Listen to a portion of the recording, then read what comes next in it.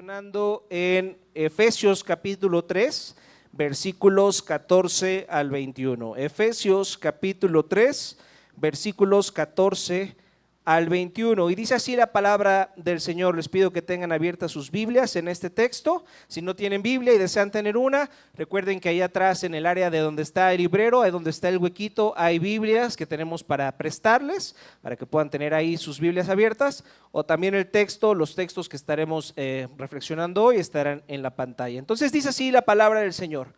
Por esta razón me arrodillo delante del Padre, de quien recibe nombre toda familia en el cielo y en la tierra.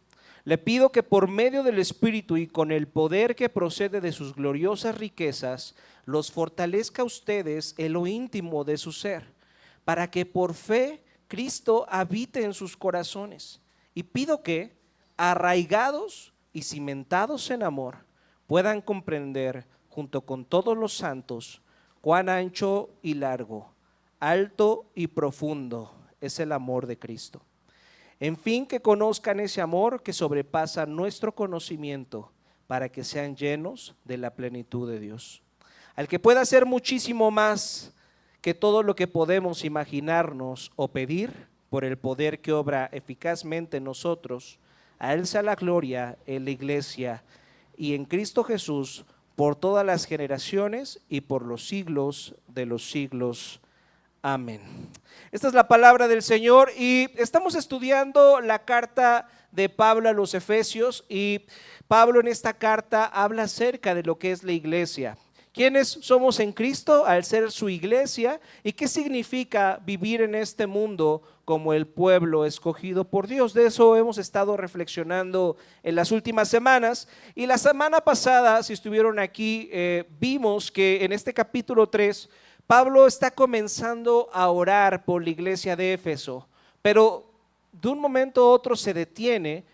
No hace esa oración, se interrumpe a sí mismo y empieza a animar a los efesios en medio de sus sufrimientos. Y la única forma en la que Pablo puede animar a los efesios en medio de lo que están pasando es recordarles ¿qué? Recordarles el evangelio, recordarles las riquezas de Cristo. Eso es lo único que puede animarnos en medio de cualquier circunstancia difícil que estemos experimentando. Pero ahora, a partir de aquí del versículo 14, Pablo retoma esa oración. ¿Y qué pide Pablo en oración? ¿Qué es lo que está pidiendo? Creo que el resumen de lo que está orando Pablo se encuentra ahí en el versículo 16. Fíjense lo que dice el versículo 16. Le pido que, por medio del Espíritu y con el poder que procede de sus gloriosas riquezas, los fortalezca a ustedes en lo íntimo de su ser. ¿Qué es lo que está pidiendo Pablo? ¿Por qué está orando? Fíjense, esto es algo muy importante. Pablo está orando para que la iglesia de Éfeso, sus lectores, pero también en esos lectores estamos incluidos todos los que estamos aquí esta mañana en este auditorio. Pablo está orando para que todos nosotros podamos experimentar el poder del Espíritu para ser fortalecidos. ¿Están de acuerdo que eso es por lo que está orando el apóstol Pablo? Así que estaremos reflexionando en todo lo que dice en esta oración tan importante con la ayuda de los siguientes 3 puntos. Punto número 1, ¿por qué es tan importante que experimentemos el poder del Espíritu?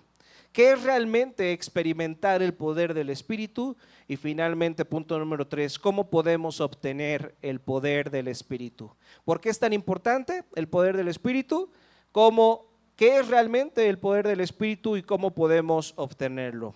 En eso vamos a estar reflexionando esta mañana. Entonces, punto número 1, ¿por qué es tan importante el poder del Espíritu? Fíjense, una de las cosas más sorprendentes de esta oración es que Pablo no está orando por los no creyentes. Está orando por sus lectores, y sabemos que los lectores de la carta a los Efesios eran los congregantes ¿de qué?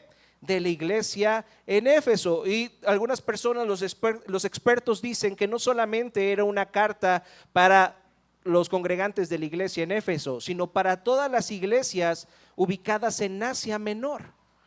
Era una oración para toda la iglesia. Entonces, Pablo está orando aquí por los cristianos, no está orando por los no creyentes, está orando por ti y por mí. Y eso tiene que sorprendernos porque nos debería de plantear la siguiente pregunta: ¿por qué Pablo está orando para que los cristianos experimenten cosas que en teoría ya tendrían que experimentar, ya tendrían que estar viviendo? ¿Por qué Pablo está orando por cosas que los cristianos ya deberían de tener? Fíjense, por ejemplo, en el versículo 17, Pablo ora para que Cristo habite en sus corazones.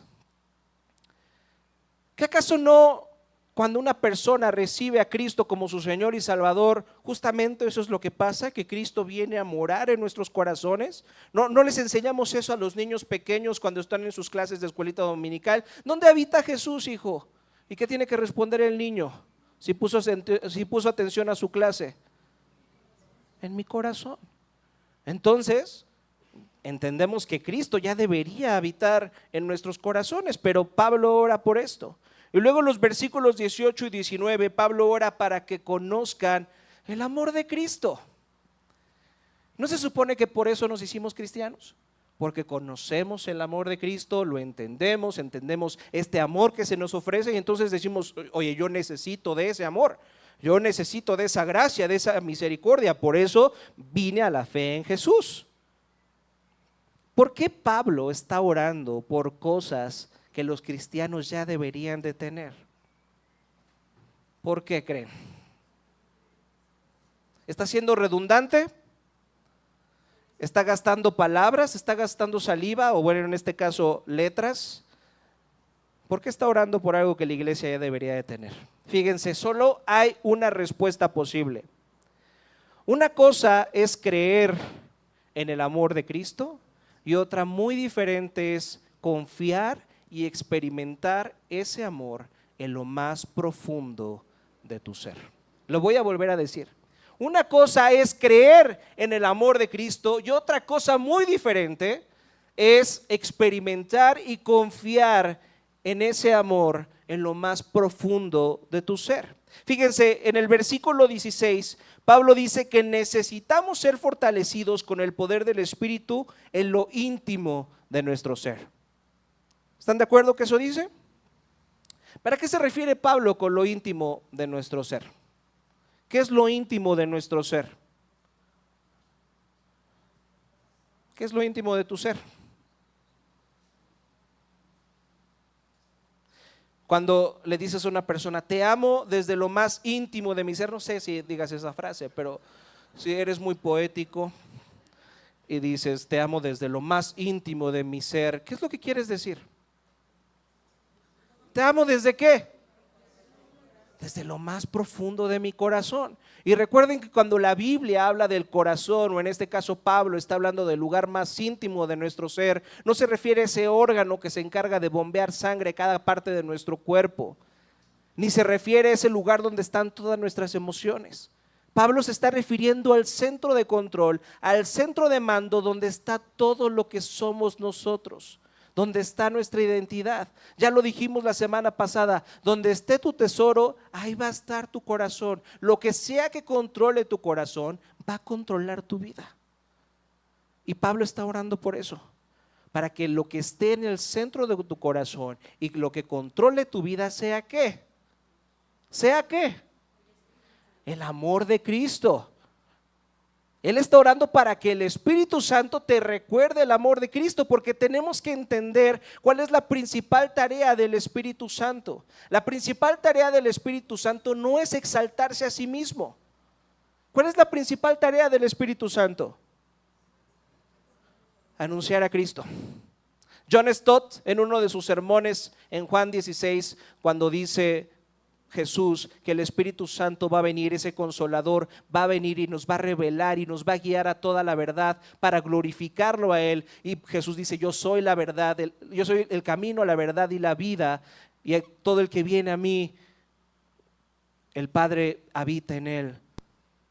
Cuando dice el Espíritu Santo venga, me va a glorificar y va a anunciarles todo lo que es la verdad. Dice John Stott en su sermón: de pronto yo iba a predicar este texto y necesitaba una ilustración que me ayudara a expresar este pasaje. Y dice John Stott: era de noche y iba camino al auditorio principal donde iba a predicar este sermón y de pronto llegó la ilustración que necesitaba. Vi el edificio donde yo iba a predicar iluminado, pero yo no vi los focos que estaban iluminando el edificio. Vi el edificio iluminado. De hecho, un buen arquitecto, un buen exteriorista se dice, no lo sé. Un buen arquitecto tendría que diseñar esas luces que alumbran al edificio para que ¿qué? Para que nadie las vea. Lo importante es que veas el edificio a lo que está siendo alumbrado. Y dijo John Stott, aquí está. Esa es la labor del Espíritu Santo. El Espíritu Santo son esos focos que alumbran al edificio y ese edificio es la verdad y el camino y la verdad y la vida es Cristo. La labor principal del Espíritu Santo es apuntarnos ¿a quién? A Cristo. Y aquí Pablo está orando para que podamos entender cuál es el amor de Cristo. Y eso tiene que estar ¿en dónde? En lo más íntimo de tu ser. Fíjense, una cosa es saber que Dios te ama y otra cosa es realmente experimentarlo y vivirlo en lo más profundo de tu ser. Son cosas muy diferentes. Por ejemplo, imaginen que heredas una gran cantidad de dinero. Tienes una gran cantidad de dinero en el banco que ha sido heredada. No la has ganado tú, sino alguien te la ha regalado. Y de pronto decides salir de fiesta un viernes por la noche. Y los que tienden a salir los viernes de la noche saben que pasa algo muy especial con los bancos. ¿Qué pasa con los bancos cuando quieres pagar esa cena de viernes por la noche? ¿Qué pasa con la aplicación de los bancos? ¿Han experimentado eso o soy el único que experimenta eso los viernes por la noche? No funcionan las aplicaciones. No puedes entrar a hacer disposición de ese dinero que está en tu cuenta del banco y si eres un millennial como yo ya no tienes dinero porque te da asco agarrar los billetes y las monedas. Entonces, ¿qué haces? Tarjetazo. Pero también eres muy asustado porque eres millennial y sabes que pueden clonar tu tarjeta y pueden entrar a tu dinero. Entonces, ¿qué haces? Lo metes a los apartados. ¿Sí hacen eso o no hacen eso? Como que siento que se me están quedando viendo muy raro. Es que no son millennials como yo. Pero si eres millennial sabes de lo que estoy hablando. Pero ¿qué pasa si de pronto quieres utilizar ese dinero que está en tu cuenta del banco, pero no puedes acceder a él porque tu aplicación del banco no funciona y vas a los cajeros y están cerrados por alguna razón que tú no entiendes o están con su clásico mensaje fuera de servicio? Entonces, aunque tú tienes ese dinero, no lo puedes utilizar. Aunque tú tienes ese dinero, es algo que te pertenece, no es algo que pueda transformar tu realidad porque no es algo que sea real y tangible para ti en ese momento. Legalmente es tuyo, pero esa noche, ese viernes por la noche que quieres pagar, ese dinero no cambia tu forma de vivir y te vas a tener que quedar lavando los platos. Y por eso está orando Pablo, porque sabe que este es el estatus natural de muchos cristianos. Muchos conocemos las riquezas del evangelio, pero esto no está afectando nuestra manera de vivir. Es como si tuviéramos ese dinero en el banco, pero no lo podemos utilizar, no lo estamos usando para nuestro beneficio. Para muchos cristianos es así, tienen el amor de Cristo, tienen las riquezas en Cristo, comprenden la misericordia de Dios, pero no la están usando en ese momento crítico que están pasando en sus vidas para ser animados y su vida sea transformada en ese momento. Por eso está orando Pablo. David Martyn Lloyd-Jones era un gran pastor británico del siglo XX y ahí en uno de sus comentarios dice que él estaba aconsejando a muchos cristianos con problemas, llenos de ansiedad, llenos de temor, llenos de tristeza. ¿Se dan cuenta? No han cambiado mucho los tiempos. También en los tiempos del pastor Martyn Lloyd-Jones, los cristianos experimentaban ¿qué? Ansiedad, ¿verdad? Depresión, preocupación, tristeza. Y dice, en algún momento de mi consejería sorprendía a estas personas que estaban pidiendo mi consejo con la siguiente pregunta: ¿eres cristiano? Y dice Martyn Lloyd-Jones que las personas respondían: pues me esfuerzo para hacerlo.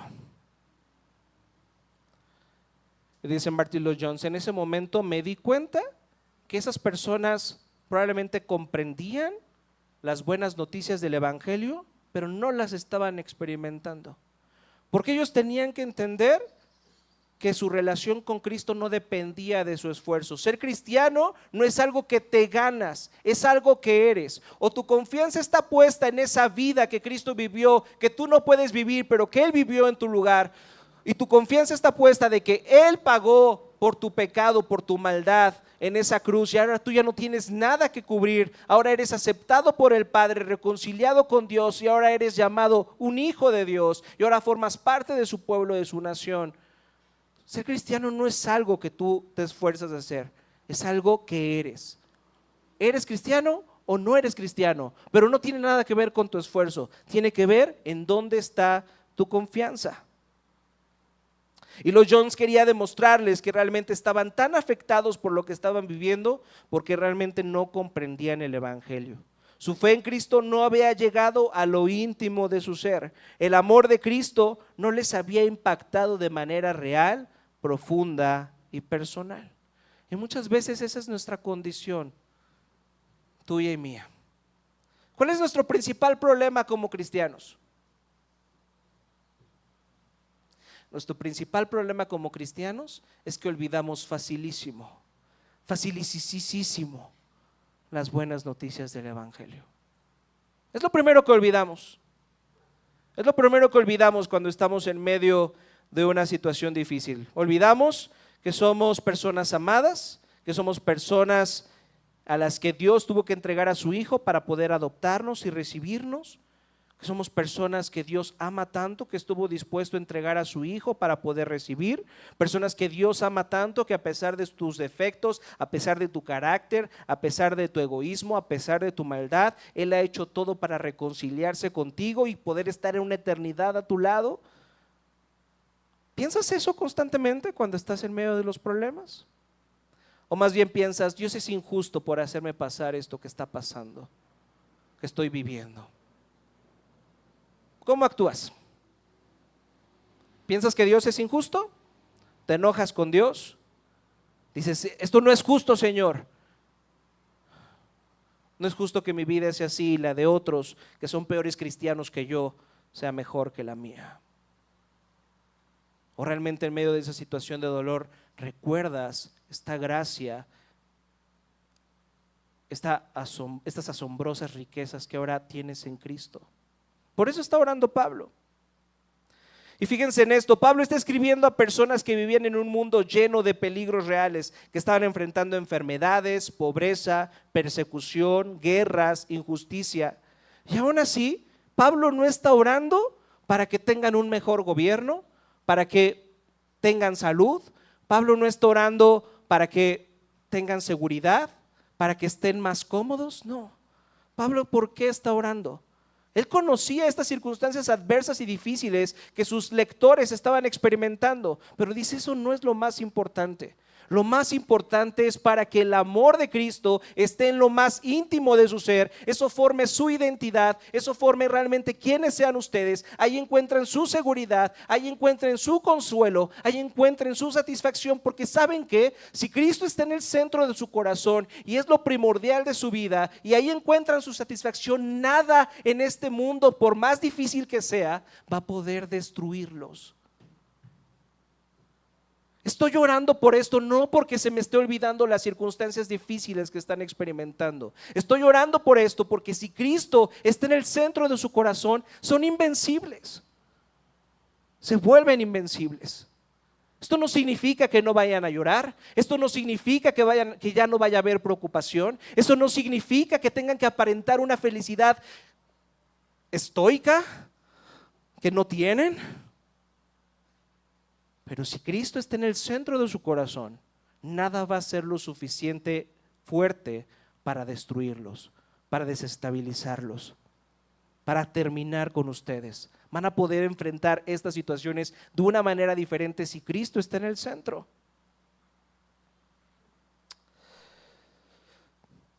Por eso es tan importante esto, y por eso está orando Pablo por esto.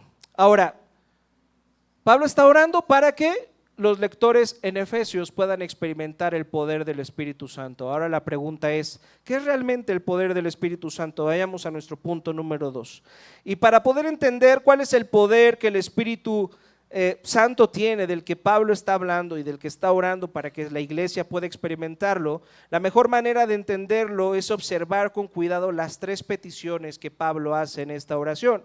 Entonces fíjense, la primera petición ya la hemos leído varias veces durante el día de hoy, simplemente la voy a pasar rápidamente para que podamos ir tomando el hilo, y dice el versículo 16, le pido que por medio del Espíritu y con el poder que procede de sus gloriosas riquezas, los fortalezca a ustedes en lo íntimo de su ser. Entonces ya dijimos que ¿qué es lo íntimo de nuestro ser? ¿Qué es lo íntimo de nuestro ser? Nuestro corazón. Y ya dijimos que el corazón en la Biblia es ese lugar donde está todo lo que somos nosotros. Y aquello que esté en lo íntimo de nuestro ser, aquello que controle nuestro corazón, controlará todo lo que haces, controlará todo lo que dices, controlará todo lo que piensas. Controlará la forma en la que gastas tu dinero, controlará la forma en la que inviertes tu tiempo y controlará realmente todo lo que eres. Controlará cómo gastas tu tiempo, tu dinero y tu esfuerzo. Y entonces la primera oración que hace Pablo es que el Espíritu Santo entre en tu corazón y te fortalezca. ¿Para qué? ¿Para qué necesitamos ser fortalecidos por el Espíritu? Vamos a la segunda petición, versículo 17 y 18. Para que por fe Cristo habite en sus corazones. Y pido que, arraigados y cimentados en amor, puedan comprender junto con todos los santos cuán ancho y largo, alto y profundo es el amor de Cristo. Entonces, Pablo, la segunda petición que hace Pablo es para que nuestros corazones sean fortalecidos por el Espíritu Santo, para que podamos comprender cuán alto, ancho y profundo es el amor de Cristo. E incluso en el versículo 19 va más allá. Dice no solamente que lo comprendan. ¿Qué dice el versículo 19? Sino también que ¿qué? Que conozcan ese amor que sobrepasa nuestro entendimiento, nuestro conocimiento.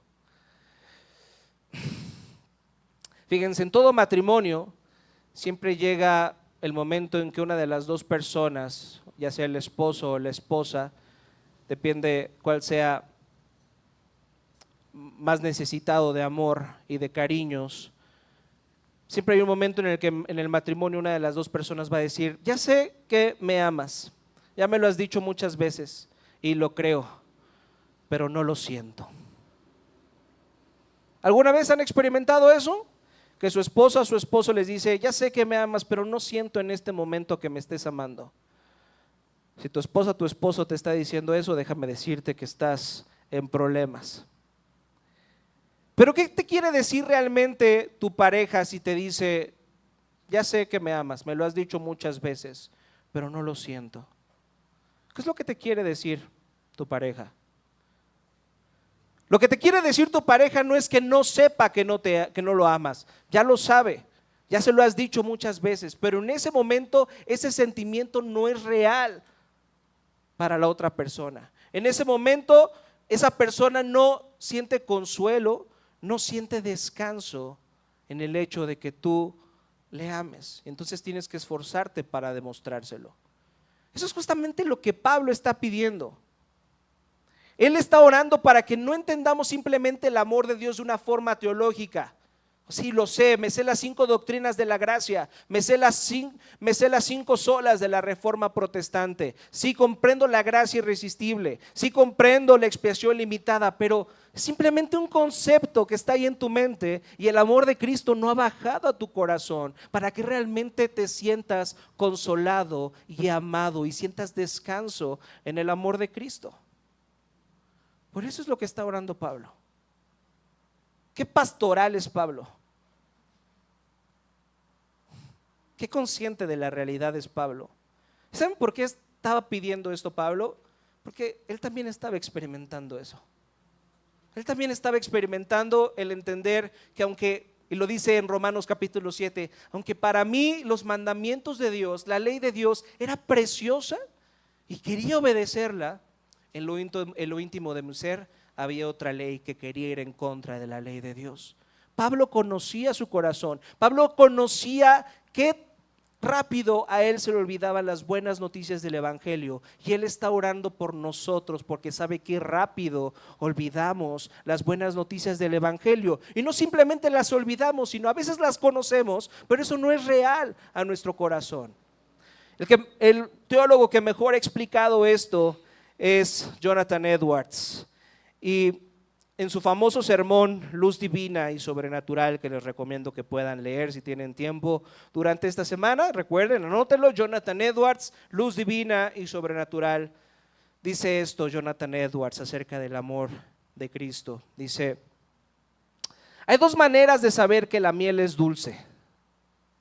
Puedes saberlo porque alguien te lo dice y tú les crees, o puedes probar la miel por ti mismo y experimentar su dulzura. Cuando pasas de simplemente saber que la miel es dulce a saborearla, realmente, en cierto sentido, ya lo sabías. Ya sabías que la miel era dulce, pero al mismo tiempo es como si no lo hubieras sabido en realidad. Lo sabías con la mente, pero no lo habías experimentado con tu corazón. Y Edwards concluye diciendo esto: de la misma manera, hay una gran diferencia entre tener la opinión de que Dios es santo y misericordioso, y otra muy diferente, experimentar en lo profundo de tu alma la hermosura y la dulzura de esa santidad y de esa misericordia. ¿Realmente has experimentado la dulzura del amor y la misericordia de Cristo? ¿O es simplemente algo que dices, pero en realidad en lo profundo de tu corazón dices: Señor, tú no me amas tanto, si no, no me permitirías estar viviendo esto que estoy viviendo? ¿Es algo intelectual o es algo que realmente experimentas a pesar de tus situaciones? Pablo está orando por esto, y eso es lo que desea para nuestra vida: que el amor de Cristo se vuelva más real para ti que cualquier otra cosa, más real que tu éxito profesional, más real que la situación económica en la que te encuentres, más fuerte que el amor de tus padres o el amor de tus hijos. Pablo está orando para que todo en nuestro corazón quede eclipsado frente al amor de Cristo. Eso es realmente por lo que está orando Pablo, para que Cristo sea lo principal en nuestro corazón. Y cuando eso sucede, las cosas que antes nos controlaban empiezan a perder poder sobre nosotros. Nos sentimos menos inseguros. El miedo a perder lo que amamos ya no nos paraliza, porque el amor de Cristo se ha vuelto nuestro verdadero fundamento. ¿Eso es una realidad en tu vida o no es así? ¿O realmente estás paralizado por el miedo? Realmente dices: no puedo perder esto. Estoy en esta relación donde están pasando cosas que no apruebo, pero no puedo perder su amor, no puedo perder su cariño. Ni modo, me trata así, no me gusta cómo me trata, pero me intento engañar a mí mismo porque no quiero perder esa relación. Ahí está mi seguridad, ahí está mi identidad. ¿Estás paralizado en el trabajo? ¿Sientes que necesitas dar más de ti para recibir esa aprobación de tu jefe? ¿Tienes miedo constantemente a perder tu trabajo? Ahí está. Si el miedo nos paraliza, si el miedo a perder algo en esta vida nos paraliza, ese algo es el centro de nuestro corazón. No es tan difícil. No es tan difícil entender qué es lo que está en el centro de nuestro corazón y está tomando el lugar de Cristo. O a lo mejor no es algo que tengas miedo a perder. A lo mejor es algo que dices: oye Dios, pero si tuviera esto, mi vida sería mejor. Ya comprendo tu amor, Dios. Ya sé que me amas, ya me lo ha dicho el pastor muchas veces hoy durante el sermón. Pero, ¿qué tal si me subieras un poco más el sueldo? ¿Qué tal si me quitaras este problema de salud? ¿Qué tal si cambiaras a mi esposa, Dios? ¿Qué tal si cambiaras a mi hijo, Dios? Nada más cambia a mi hijo, Dios, y te prometo que voy a ser feliz y ahora sí voy a creer en que me amas. ¿Así estás experimentando tu vida cristiana? como si el amor de Cristo, como si Cristo te debiera algo. Fíjense lo que estoy diciendo. ¿Estás experimentando tu vida cristiana como si Dios todavía te debiera algo? ¿Sí o no? Porque si eres cristiano, si realmente entiendes las riquezas que ahora tienes en Cristo, tienes que entender que Dios no te debe nada, que te ha dado gracia, que te ha dado algo que no mereces, algo invaluable que es la sangre preciosa de su Hijo en tu lugar. Él ya no te debe nada a ti, te ha dado más de lo que mereces, tú le debes todo lo que eres. Dios no es injusto por permitir que eso que está pasando en tu vida esté sucediendo. Si quieres justicia, entonces te tienes que enfrentar contra la justicia de Dios. ¿Y qué dice Dios? No hay justo ni aun uno. ¿Quieres justicia? ¿Quieres que realmente sea justo? Entonces Dios no te debería de ofrecer esa gracia y esa misericordia que ahora tienes en Cristo, pero te lo ofrece. ¿Realmente puedes ver la misericordia y la gracia de Dios en medio de tu vida? ¿O aún sigues esperando que Dios te dé algo más? Y ahora hay una tercera petición ahí en el versículo 19, fíjense. Dice, en fin que conozcan ese amor que sobrepasa nuestro conocimiento para que sean llenos de la plenitud de Dios. Entonces fíjense lo que está diciendo Pablo, si realmente el Espíritu Santo nos fortalece para que podamos entender profundamente el amor de Cristo, entonces tú vas a experimentar la plenitud de Dios. ¿Cómo se experimenta la plenitud de Dios? ¿Será que empezamos a brillar? ¿No? En algunas iglesias, algunas personas sudan oro, a otras se les aparecen unos diamantes, otros les da risa. ¿Eso es experimentar la plenitud de Dios? ¿A eso se estará refiriendo Pablo? ¿Cómo sabes si realmente el amor de Cristo va más allá de simplemente una experiencia emocional y se ha convertido en una realidad en tu corazón? ¿Cómo lo sabes? Déjenme decirles un secreto pastoral. No le vayan a decir a nadie más. A todos los pastores, cuando estamos predicando un sermón, nos hace sentir muy bien si alguien está llorando de nuestra audiencia. Si ustedes lloran, eso nos hace sentir muy bien a nosotros durante el sermón. Pero ¿saben qué? De nada sirve que llores durante el sermón, de nada sirve que te emociones durante el sermón, si cuando salgas de aquí vas a seguir siendo la misma persona que eras antes de entrar aquí. Si vas a ser igual de inseguro, si vas a ser igual de miedoso, si vas a ser igual de enojón, si vas a ser igual de preocupón, si vas a estar igual de necesitado de eso que piensas que necesitas más allá de Cristo. De un momento a otro en mi vida me dejó de gustar de ir a las conferencias cristianas. No me inviten a una conferencia cristiana, no voy a ir. Porque ¿saben qué pasa en las conferencias cristianas? Las personas se emocionan mucho por lo que dice el predicador, pero cuando salen de esas conferencias siguen viviendo de la misma manera que vivían antes de ir a esas conferencias. Nada más van a emocionarse un ratito, pero eso no trae una verdadera transformación a sus corazones.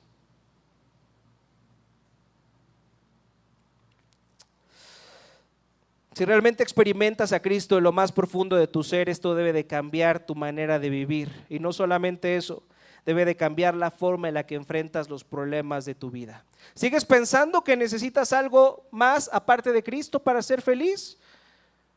Cualquier problema de tu vida tiene el poder de derrumbarte al grado de sentir que tu vida ya no tiene sentido. Entonces debes preguntarte si realmente has experimentado la plenitud de Dios. Quizás sepas que la miel es dulce, pero no la has saboreado. Pablo está orando por nosotros para que podamos experimentar este poder. Ahora, ya estuvo mucho de regaños. ¿Cómo podemos experimentarlo? ¿Cómo podemos experimentar el poder del Espíritu? Vayamos a nuestro punto número 3. Si analizamos este pasaje, podemos ver al menos 3 maneras muy prácticas de recibir el poder del Espíritu. ¿Quieren un formulario para recibir al Espíritu Santo, para recibir la fortaleza del Espíritu Santo? Saquen papel y pluma, ahí les van las 3 maneras prácticas de recibir el poder del Espíritu. Fíjense, Pablo aquí no está dándole un formulario a sus oyentes para que puedan experimentar la fortaleza del Espíritu Santo. Pablo no está dándole un formulario a sus lectores para que puedan experimentar este poder que les va a ayudar a entender el amor de Cristo que sobrepasa todo entendimiento. Pablo no está dándonos una lista de cosas que tenemos que hacer, y lamento decirles eso porque yo sé que a muchos cristianos les gusta comprar los 10 pasos para ser un buen padre, los 10 pasos para ser una persona muy espiritual, los 10 pasos para ser un buen hijo, pero eso no lo vas a encontrar en la Biblia. Pablo no está dándonos los 10 pasos aquí. ¿Qué es lo que Pablo está haciendo para que sus lectores puedan experimentar el poder del Espíritu Santo? ¿Qué es lo que está haciendo? Pablo lo primero que hace es orar. Porque tenemos que entender que recibir el poder del Espíritu Santo no es algo que podemos ganar, es algo que recibimos como un regalo. No es algo que tú tengas que hacer para poder obtenerlo, sino que es algo que se recibe como un regalo. Así que hay que orar para recibir ese regalo. ¿Les gusta mi primer punto? ¿Ya están listos para orar? A muchas personas no les gusta este primer punto. ¿En serio, pastor? Orar. Pensé que me ibas a dar algo más interesante que orar. ¿Estás orando realmente por tu corazón? Fíjense, Hudson Taylor era un gran misionero del siglo XIX en China, y después de su muerte se descubrió que tenía en su Biblia un separador, y en ese separador tenía una frase con la que dicen las personas que lo conocían: siempre oraba antes de comenzar a preparar sus sermones o a preparar cualquier estudio bíblico o a preparar cualquier charla que diera allá en China. Y dicen que la primera línea de este texto que tenía en su separador decía esto: Señor Jesús, hazte para mí una realidad viva y luminosa. Señor Jesús, hazte para mí una realidad viva y luminosa. Y esto no debería de ser un mantra o una fórmula, no deberían de copiar la frase de Hudson Taylor para poder orar por su corazón. Pero esto implica lo urgente que es que tú y yo oremos para que el poder del Espíritu Santo en nuestro corazón pueda llevarnos a Cristo. ¿Realmente estás orando por tu corazón? ¿Realmente estás orando para que puedas todos los días ver la belleza de Cristo a pesar de las circunstancias, a pesar de las mentiras del enemigo que te hace experimentar durante el dolor y durante el sufrimiento? En medio de ese momento, ¿estás realmente orando por tu corazón? Pablo está orando por tu corazón. Pablo entiende que esto es algo muy importante. ¿Tú entiendes que esto es algo muy importante? Ahí está. Primero que nada, hay que orar por nuestros corazones. Segundo, debemos aferrarnos al amor de Cristo. Y esto es la contraparte para la oración. Si estabas desilusionado porque dices, bueno, pero pues es que si oro, tengo que esperar de manera pasiva que Dios obre en mi corazón. Yo necesito algo que hacer, yo necesito algo que yo pueda esforzarme por hacer. Y esto es la parte activa.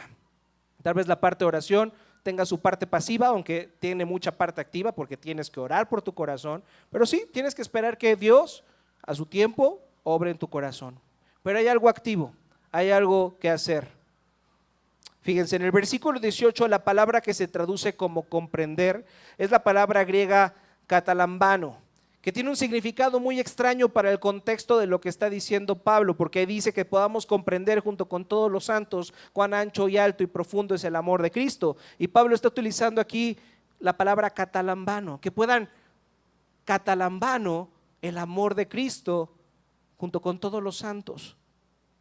Y fíjense, esta palabra griega katalambano transmite la imagen de apoderarse de algo o de alguien, a veces por la fuerza, siempre con un efecto decisivo, donde alcanzas a alguien para arrebatarle algo, es aferrarte a algo sin soltarlo. ¿Qué está diciéndonos Pablo con que tenemos que katalambano el amor de Cristo junto con todos los santos? ¿Qué es lo que nos está diciendo? Que hay una parte activa. Tienes que aferrarte al amor de Cristo, tienes que esforzarte por seguir meditando y reflexionando en las verdades del Evangelio. Tenemos que tomar la decisión de luchar con las verdades bíblicas para que podamos arrebatar de las verdades bíblicas el amor de Cristo. A eso se refería Jesús en Mateo 11:12 cuando dijo: el reino de los cielos ha venido avanzando contra viento y marea, y los que se esfuerzan logran aferrarse a él. Y en otras versiones dice: el reino de los cielos es de los violentos. Eso tiene que ver con algo que tienes que hacer. Esto no quiere decir que tengamos que esforzarnos por ganarnos la salvación. Pablo no está hablando de eso, pero sí está hablando que tenemos que esforzarnos por recordarnos el amor de Cristo todo el tiempo, porque lamentablemente lo vas a olvidar constantemente, y más cuando las cosas en tu vida no son como tú quieres. Y también, ¿saben qué? Cuando las cosas en tu vida son como tú quieres. Porque cuando las cosas en tu vida son como tú quieres, entonces empiezas a experimentar esa idea de que no necesitas a Cristo. De pronto se te olvida orar, de pronto se te olvida venir a la iglesia, de pronto se te olvida unirte a los estudios de la semana. De pronto Cristo parece no ser tan importante cuando las cosas en tu vida van bien. Entonces en ese momento necesitamos catalambano, aferrarnos al amor de Cristo y entender que todo lo bueno que tenemos es de parte de Dios y que no podemos olvidarlo, porque si lo olvidamos vamos a poner nuestra confianza y nuestra seguridad en esas cosas. Y vean qué bueno y qué provechoso es que en nuestras vidas pasen cosas que no nos gustan. Porque esas cosas nos hacen recordar que tenemos que orar, que tenemos que venir a la iglesia, que tenemos que participar de los estudios bíblicos, que tenemos que exponernos a la predicación de la palabra. ¿Para qué? Para catalambano, para que te arraigues del amor de Dios y no olvides que Él te ama a pesar de la circunstancia que estás viviendo, y que el Señor está permitiendo eso en tu vida para moldear tu corazón y puedas entender tu corazón. Porque ¿saben? Cuando estamos en medio de circunstancias difíciles, entendemos profundamente cómo es nuestro corazón. Porque justamente nos emberrinchamos, porque justamente nos enojamos con Dios, porque justamente decimos: no es justo que estés permitiendo esto que estoy viviendo, Señor. Si en verdad me amas, ¿por qué me estás tratando así? Entonces, en medio del sufrimiento, catalambano, aférrate al amor de Cristo, abrázalo, arráigalo y di: qué vergüenza, Señor, que a pesar de lo que tú has hecho por mí en Cristo Jesús, yo aún sigo dudando de tu amor. Entonces conoces más tu corazón, conoces más lo horrible de tu corazón, y al mismo tiempo conoces más a tu Salvador. Dices: wow, cómo a pesar de mi incredulidad, cómo a pesar de mi infidelidad, Él me sigue amando. Él me sigue ofreciendo su gracia y su misericordia. Su amor sigue estando disponible para mí a pesar de que yo haya dudado de su amor. ¿Se dan cuenta cómo todo el tiempo necesitamos aferrarnos al amor de Dios? Ahí está. No sé si pusieron atención al texto de la lectura bíblica de hoy, ahí en Isaías 49, pero en el versículo 15 dice esto que me pareció increíble. Dice: ¿puede una madre olvidar a su niño de pecho y dejar de amar al hijo que ha dado a luz? Todos tendremos que responder: no, eso es algo imposible, ¿no? Pero dice el Señor: aun cuando ella lo olvidara, yo no te olvidaré.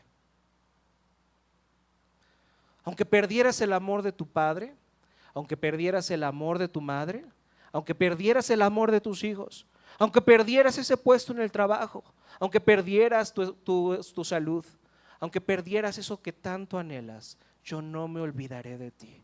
Estoy aquí para ti. Una madre tal vez se puede olvidar del amor de su hijo, pero yo jamás me voy a olvidar de mi amor que siento por ti. Es más, yo tuve que entregar a mi hijo, al hijo perfecto, al hijo obediente, al hijo justo, para poder adoptarte a ti. Así es mi compromiso contigo. Así es mi amor por ti. ¿Te estás arraigando ese amor? ¿Estás meditando en ese amor? ¿Estás conociendo y comprendiendo ese amor? Finalmente, fíjense lo que dice ahí en el mismo versículo 18. ¿Notaron cómo dice? Que puedan comprender junto con todos los santos cuán ancho, largo, alto y profundo es el amor de Cristo. ¿Quiénes son todos los santos? El San Juditas, la Virgen de Guadalupe. ¿Qué son todos los santos? ¿A qué se refiere la Biblia cuando habla de todos los santos? ¿Qué significa la palabra santo? Apartado. ¿Quiénes son los apartados? Todas las personas que Dios desde antes de la fundación del mundo apartó para que pudieran conocerlo y vinieran a la fe en Jesucristo y formaran parte de su pueblo. Todos los santos somos todos los creyentes. ¿Y qué está diciendo aquí Pablo? Tú solamente vas a poder comprender cuán alto, cuán ancho y profundo es el amor de Cristo cuando lo haces ¿en qué? En comunidad. ¿Se dan cuenta cómo toda la Biblia habla de esto? Que no podemos ser llaneros solitarios, que necesitamos de una comunidad. Fíjense esto, fíjense lo que estamos haciendo en este momento. En este momento estamos juntos estudiando este texto. A lo mejor te habías pasado por alto esta oración de Pablo y ahora ves qué rica es. Y lo hacemos en comunidad. Cantamos acerca de esto. Yo nunca le digo a Miguel, oye, escoge estos cantos porque voy a predicar de esto. Y él nunca me pregunta a mí acerca de qué voy a predicar. Desde un inicio llegamos a un acuerdo. Todos los cantos tienen que hablar de Cristo, porque si tú te fijas que todos los cantos hablan de Cristo, no hay forma en que nuestro sermón y los cantos no embonen. Y ahí está. Acabamos de cantar que vivir es Cristo. Acabamos de cantar eso. Que podemos dar gracias no solamente por las cosas buenas que pasan en nuestra vida, sino que también incluso tenemos que dar gracias por las cosas malas que no nos gustan. ¿Cómo voy a dudar del amor de Cristo? ¿Cómo voy a dudar de tu amor, Dios, si enviaste a Cristo a morir por mí? ¿Cantamos eso? ¿Sí o no? Guía mis ojos, Señor, para ver que el morir es Cristo. Estamos cantando esto. Estamos predicando esto, estamos orando esto. Ahorita que tomemos la comunión, vamos a seguir reflexionando en esto. Con todos los santos. Necesitas de otros creyentes que te animen a recordar las verdades del Evangelio. ¿Y sabes qué? También otros creyentes te necesitan a ti para que los animes. Nos necesitamos unos a otros. De eso está hablando Pablo. Cuando escogí este texto, este libro en la carta a los Efesios, para hablar acerca de qué es la iglesia, quería llegar a este pasaje, porque es increíble lo que está diciendo Pablo. Y va más allá. Fíjense lo que dice el versículo 20, dice: al que pueda hacer muchísimo más que todo lo que podemos imaginarnos o pedir, por el poder que obra eficazmente en nosotros, a Él sea la gloria en la iglesia y en Cristo Jesús por todas las generaciones, por los siglos de los siglos. Amén. Tal vez pienses que tu vida no tiene solución. Tal vez pienses que ese problema que estás experimentando no tiene solución. Pero ¿realmente entiendes este poder que obra eficazmente en ti? ¿Realmente entiendes que el Espíritu Santo está en tu corazón? Que el poder que resucitó a nuestro Señor Jesucristo de la muerte. ¿Cuándo viste a alguien que resucitara de la muerte? Nadie ha visto eso. Pero Jesús resucitó de la muerte gracias al poder del Espíritu. Bueno, ahora ese poder que resucitó a Jesús de los muertos está resucitando cada uno de nuestros corazones muertos, para que podamos ser más como Cristo. Él puede hacer más de todo lo que imaginamos o pedimos. La pregunta es que si realmente estamos pidiendo esto, realmente estamos pidiendo para que Dios obre en nuestros corazones. Pablo está orando por nosotros, así que no deberíamos nosotros cansarnos de hacer una oración por nuestro corazón. ¿Y saben qué? Orar también por toda la iglesia. Vamos a orar por nuestros corazones. Vamos a orar para que realmente ese poder del Espíritu Santo que está en nuestros corazones obre eficazmente, para que podamos entender cuán ancho, alto y profundo es el amor de Cristo. Eso es lo único que puede transformar nuestros corazones. Eso es lo único que va a poder ayudarnos a pasar cualquier obstáculo que estemos experimentando en nuestra vida. ¿Realmente crees eso? Vamos a orar. Padre, queremos más de ti esta tarde, Padre. No solo experiencias, no solo consuelo, sino a ti mismo, Padre. Enséñanos a buscarte en tu palabra. Enséñanos a buscarte en oración, en comunidad, a meditar en el Evangelio, Padre, y aferrarnos a tu amor en todo momento. Padre, haz que el amor de Cristo sea real para nosotros. más allá de lo que podamos imaginarnos o podamos entender. Llénanos de tu plenitud para que podamos vivir para tu gloria y para que podamos vivir para el beneficio de los demás. Padre, perdónanos por un corazón tan infiel, por un corazón tan incrédulo. Necesitamos tu poder, Señor, para poder aprender a confiar en ti y a vivir para ti. Ayúdanos, Padre, te necesitamos tanto. Oramos esto en el nombre precioso de tu Hijo Jesucristo.